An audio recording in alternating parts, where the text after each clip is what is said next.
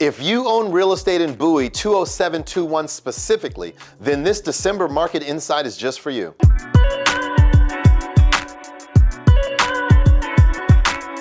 It's me, Melvin Yates, your neighborhood real estate broker with EXIT Flagship Realty. And on this month's Bowie Real Estate Market Insight, we'll focus on empowering you with the real estate facts and data. No fluff.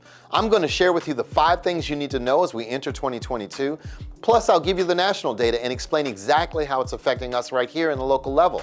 Now, don't forget that my office right down the street has over 160 awesome realtors serving clients like you in DC, Maryland, and Virginia, and we would love to help you put a real estate game plan together. Now for the numbers. This month, the average sales price in all of 20721 is $505,539. This is a 16.4% increase over the last 12 months and a 0.1 decrease over the last 30 days. And what that means is that on average, if you purchased a home for say $400,000 in our zip code, then a year ago, 1 year forward today, that home has appreciated by $64,000 just in 1 year's time. Amazing. Now, the average days on market, which is the time it takes to find a buyer for a home in 20721, was 35 days, which is a couple of weeks slower, so it's a little bit behind the county average, which is 20 days. And in the last month, we had 41 new homes come to market, which is the number of homes that are listed for sale. But this is an issue because we only have about 3 weeks of total inventory in all of 20721, which means that we just can't keep up with the demand. Now, though this is concerning for my buyers, this is a huge opportunity for my sellers who should strongly consider taking advantage. And as far as home sellers who accepted an offer during the month, otherwise known as pending, there were 33 of them, and they represent 80.4% of the 41 new listings that even came on the market. Now, there were ultimately 34 homes that did sell during the month of November in all of 20721, but that's down 12.8% over last month and down 22.7% over last year this time. So less homes are coming to the market, but the prices are rising, as you can see. So as the data shows, it's textbook supply and demand issue that we're having. My agents have lots of qualified buyers who want to buy right now in 20721, and they're willing to pay top dollar. I just need more houses for them. So if you're thinking about moving up, moving down, or maybe moving away, that perfect time for you could be right now. Now, before I jump into the national data and explain how it affects us locally, feel free to text me an address, any address, and I'll shoot over a free market analysis on that specific home. Or you can schedule a confidential strategy session with me or my team using the link. Of course, you can call or email me anytime. I also want to thank the hundreds of thousands who watch my market insights and other informative videos, and the tens of thousands of families who have been able to benefit in some way from the information, and the thousands of clients we've served over the years. I will continue to work at being the most educated advisor on real estate topics in DC, Maryland, and Virginia. So when do most listings come on the market? In a normal market, it would be the second quarter of each year, the spring real estate market. Typically April, May, and June of every year, but the reality is that the market right now is anything but normal. The pandemic and coming out of the last couple of years is that the seasonality of traditional real estate has kind of been thrown out the window. So we'll start here. Home sellers have historically moved when something in their lives changed, a new baby, a marriage, a divorce, or a new job. Now this comes from Jessica Lautz, the Vice President of Demographics at NAR, National Association of Realtors. She goes on to say, the pandemic has impacted everyone, and for many, this became an impetus to sell and make a housing trade. The pandemic caused a lot of people to say, we need something different in a home. Now it goes on to say the pandemic likely spurred occupants to shorten their home stay as tenure in the home decreased from 10 years to 8 years. Now, according to the report, now this is important here. This is the largest single year change of home tenure since NAR has been collecting the data. The historical data showed that families used to move about every 6 years, but after the housing crisis in 2008, tenure in homes began to rise. What we're seeing in this new report is that, we're starting to see the tenure come down. Very interesting as we look at it, and here's what it looks like geographically, going all the way back to 1985. You'll see the average of about 6 years of some staying in their home, most people staying, some people staying longer, 7, 8, 9, 10 years. The average just over 9 years now in a home, over the last 10 years or so. Now, there are a lot of good reasons for that. A lot of people maybe didn't have the equity to make a move. Maybe they were underwater for a while in the home that they own. Maybe they just said, we're not gonna do anything. We're just gonna try to pay the house off. Now, coming out of a pandemic, we're seeing that dip down. Now, I'm certainly not saying that 1 year would make a trend by any stretch of the imagination, but I think we can safely say that it represents pent-up seller demand in all those years that folks have stayed in their homes. We can say the meaning of a home has dramatically changed. We can also say there's more equity in homes now than there has ever been before in history. All of this leading to many people thinking, maybe now's the time to make a move. And I do believe we'll start to see that in the winter. Now, let's take a look at what George Ratu at Realtor.com says. He said, the pandemic has delayed plans for many Americans and homeowners looking to move into the next stage of life, and that's no exception.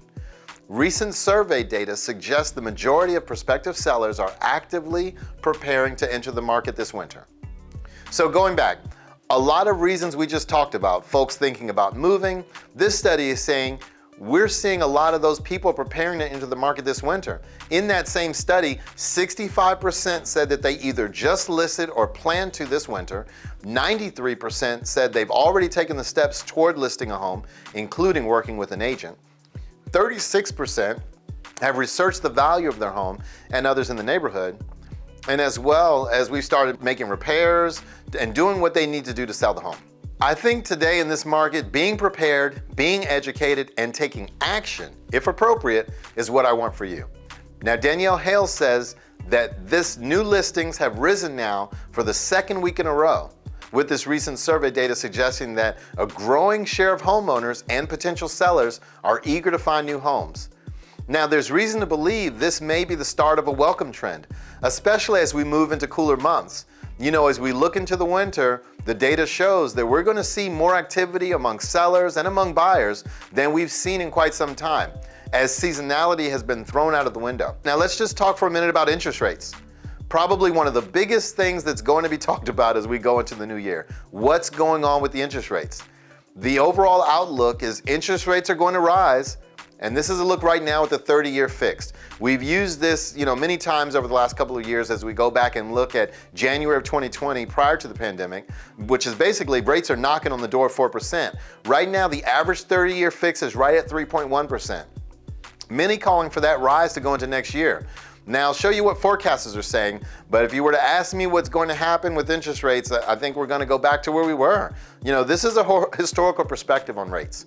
Now, looking back at 2016, 17, 18, 19, around four normal years, I guess, quote unquote, normal years in real estate, and we bounced somewhere between 3.5% and 5%. Now, I think we're headed back there. I think we're headed back into a much more normal interest rate environment. Now, we've seen some phenomenal, awesome rates over the last year or so, historically low rates on a 30-year fix. And I think we're just going to head back to a time where we were prior to the pandemic. The bottom line here is context matters, right now for the housing market and certainly for purchasing demand. The economy is improving. Millennials are continuing to age into their prime home buying years in large numbers. So the context remains good for the housing market. And I think overall, as we look at that, we can expect a rising interest rate environment going into next year. Now, I don't see that affecting the housing market dramatically, but it will cost more to buy a home in the coming months and years. Now, before we close, I'll quickly share some mortgage rate projections. This is an outlook from the four leading providers that we follow: Fannie Mae, Freddie Mac, MBA, which is Mortgage Brokers Association, NAR, as I mentioned earlier, National Association of Realtors. And what they're saying, sometime between the middle and the end of next year, forecasting between 3.5% and 4% in the average 30-year fix. So it is definitely going to cost more, I think. Now, you should expect interest rates to rise. And I don't have a crystal ball to say exactly what the interest rates are going to be. But as you can see, and I think we should all expect rising interest rate environment, and I'll continue to educate you as we go into the new year. Now, this next graphic is a home price forecast for 2022. Now, a lot of people are saying what's going on, what's going to happen next year to housing. I'm concerned. I'm concerned that, here we go again, all of that. Forecasters are calling for a 5.1% on average on housing appreciation. And you see anywhere from 7.5 to almost 3% appreciation on the low side. Now, this is a direct nod to seeing how more inventory will come into the market. The price will always be dictated by supply and demand in any market. Now, the other question that starts to come up and is on people's minds, at times, is the housing market going to crash? I'm concerned about what I've seen and forbearance and all the things that we know have happened in the real estate market. But the bottom line here is that housing sales are forecasted to increase this year and perform very well again in 2022. I want to remind you that last year in 2020, we sold 6.5 million homes in this country. And we're forecasted to sell more than that this year and even more than that next year. Which basically leading for the past 2 years, phenomenal years in the real estate market and a very, very good next year as well.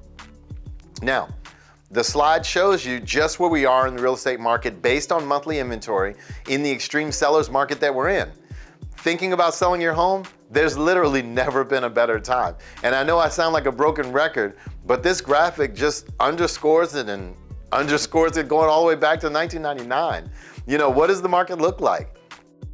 And it's been a great seller's market for those who have decided to sell. Now, the last question that I'll kind of address on these slides is that if you're a buyer saying, I don't know if I want to buy at the top of the market.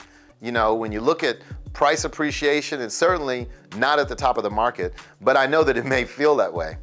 For my sellers out there, if you're saying, if we sell, we're going to have to pay more for another home. That's why I've laid out the appreciation forecast, so you can see for yourself. Pay attention to the data. Now, the best time to buy a home is this year, and the best time to buy a home, the next best time rather, is right now. And this was a survey done by the Home Price Expectation Survey.